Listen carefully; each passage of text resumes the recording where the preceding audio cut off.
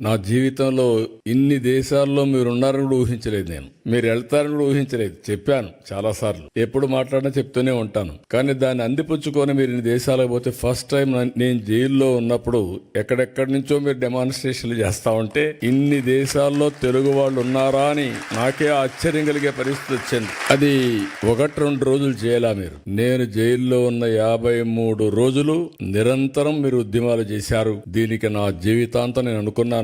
కొంతమంది చనిపోయినా గుర్తుంటారు, కానీ నేను బ్రతుకున్నగానే గుర్తు పెట్టుకున్నారంటే నా జీవితంలో మర్చిపోలేను. అక్కడి నుంచి ఎన్నికలు వచ్చాయి. ఎన్నికల్లో కూడా చాలా సమర్థవంతంగా మేము ఆలోచించాం. రాష్ట్ర భవిష్యత్తు ఒక పక్క, రాజకీయాల్లో ఉండదగ్గ వ్యక్తి కాని వ్యక్తి ఆ రాష్ట్రంలో ముఖ్యమంత్రిగా ఉంటే ఏం జరిగిందో మనం చూసాం. అందుకని అందరం కలవాలనుకున్నాం. తెలుగుదేశం, జనసేన, బీజేపీ 3 పార్టీలు కలిసి పోటీ చేశాం. పోటీ చేస్తే నాకే ఆశ్చర్యం వేస్తుంది. ప్రపంచంలో ఎక్కడెక్కడి నుంచో వచ్చారు. మీరు నెలల తరబడి అక్కడే ఉన్నారు. ఒక్కొక్కరు మీకు ఎంత శక్తి ఉంటే అంత డబ్బులు ఖర్చు పెట్టి ఎన్నికల్లో గెలిపించారంటే ఇది మా జీవితంలో ఎప్పుడూ మర్చిపోలేని సంఘటన.